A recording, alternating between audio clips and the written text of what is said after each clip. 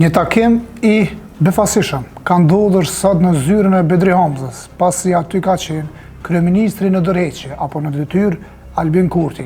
Befasisht Kurti, pa paralajmëruar medias, pa futur në agjendë, ka ardhur në zyrën e Bedri Hamzës për një takim që sipas qeverisë ka qenë për të rritur bashkëpunimin të institucioneve qendrore me ato lokale. Por kjo nuk është e gjitha. Albin Kurti ka ardhur për disa qëllime të tjera në këtë takim, pasi e kreu takimin me kryetarin e Mitrovicës Veriore Erden Atiq. Siç mësohet nga burime brenda takimit, aty është diskutuar për përcaktimin e vijes administrative në mes dy Mitrovicave tashmë, Mitrovicës së Jugut dhe asaj të Veriut. E dim se një pjesë e vijes administrative nuk është përcaktuar dhe ky është kusht i domosdoshëm që vije nga pakoja e Atisarit. Sipas saj, duhet të përcaktohet vija e qartë ndarse në mes dy komunave dhe krijimi një bordi të përbashkët që do të menaxhonte disa nga specifikat si siguria apo qeverisja në disa sektorë të ndryshëm që të ketë një koordinim mes dy komunave.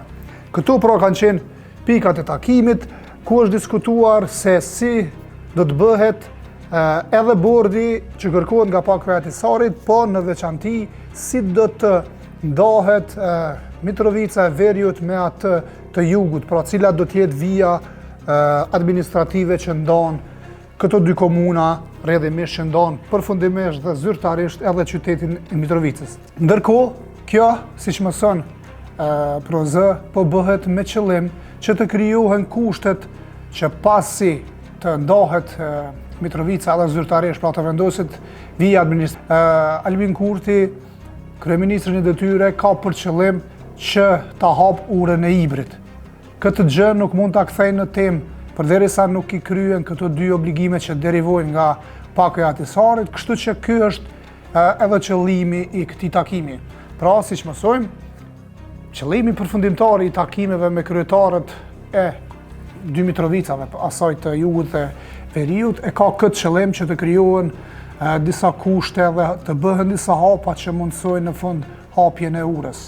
Sidoqoftë, ky takim është diskutuar nga të gjithë, për shkak se dihet që edhe Kurti edhe Hamza kanë qenë kandidat për kryeministra dhe ende nuk janë krijuar institucionet, nuk ka ende një marrëveshje, kështu që është krijuar pluhur rreth brendësisë së takimit, a është diskutuar diçka rreth ndonjë marrëveshje potenciale, mirë po kjo gjë nuk qëndron dhe nuk qëndron as ajo që e tha qeveria, të paktën nuk është krejtësisht ajo, që takimi ka qenë i karakterit vetëm për punë dhe projekte të përbashkëta të qeverisë dhe komunave, pasi aty janë diskutuar edhe këto pika të nxehta që për shumë vite edhe për zotrin Kurti kanë qenë pika thelbësore, pasi ai ka kundërshtuar ndarjen administrative të Mitrovicave.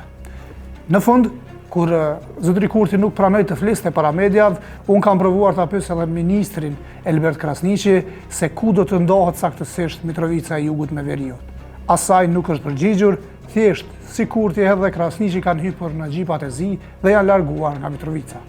Ministër, ku do të vendoset vija administrative e Mitrovica? Ministër, ku do ta ndani Mitrovicën?